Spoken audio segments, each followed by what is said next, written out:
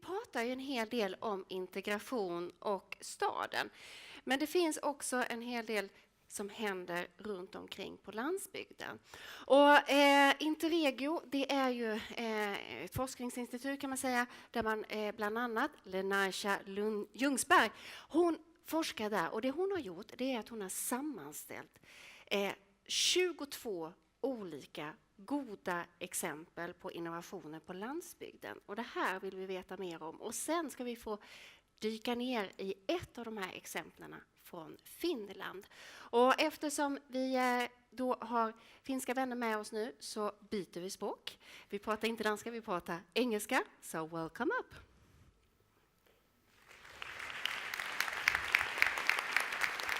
Hej!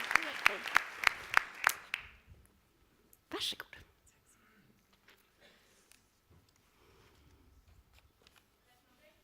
Working at Nordic, we've been an international group of researchers working to examine the role of social innovation in local development. At the picture here, you see a small village at the Faroe Island.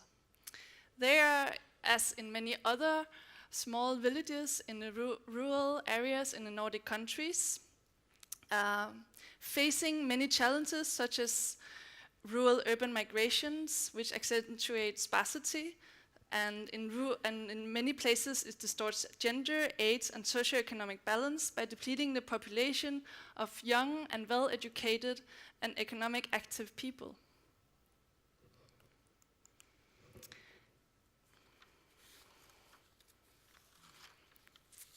A main outcome of our project has been to develop this website, which we call like an online resource center.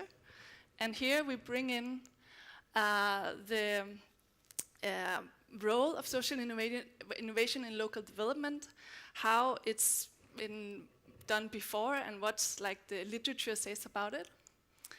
We've been gathering 22 examples of social innovation, and we bring in the national context to understand the national and the local governance, how it affects the opportunities to these initiatives to blossom.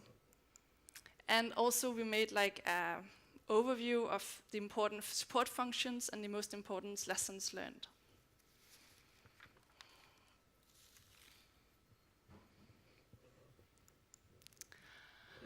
So, as a background to understanding what is this social innovation and how can we see that things are changing, we've been using a simple model, which is quite, you see here, there's a challenge and there's a response, which can be the human capital at its most. On top of it, it's more something less tangible, such as the spirit in the community or like a norm or culture. And also there is a need to address the challenge. There's usually a need of some resources. It can be financial, administrative resources, buildings to have like meeting and so on. And this feeds into a project activity. And the project activity gives a different or a new type of outcome. One of our examples were in the rural Norway, where there is a huge challenge of newly arrived refugees needing a job. There were a local entrepreneur partnering up with the municipality, and they were actually saying to this entrepreneur, we need houses for people to live in because there's so many newly arrived, and we need people to, we need houses for all these people. So together they made a partnership where they employed newly arrived refugees, building a number of dwellings for people to live in, and overall bringing a lot of new partnerships and spirits together and improving the well-being of the community.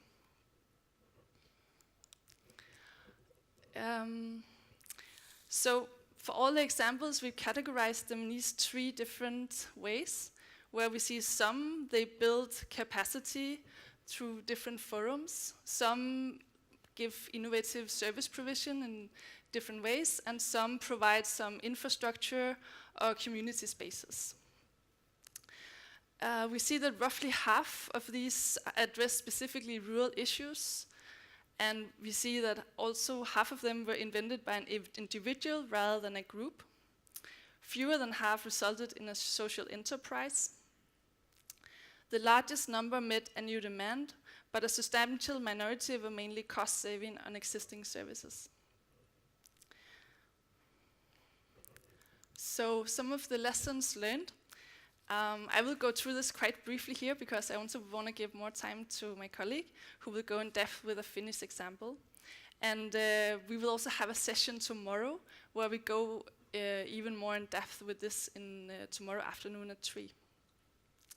But what we see here, it's very rare to find a social innovation where there isn't a very passionate and driven individual present.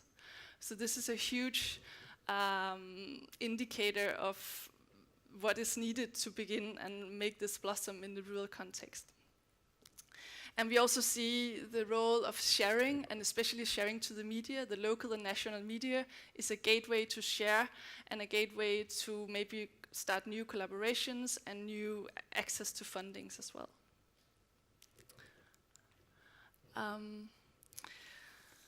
And also an important outcome of this has been that many of the communities seen that this is not, they think they want something, but the process getting there has been as important as the outcome, and been also often ending out in new side projects or new, how can you say, new type of collaborations.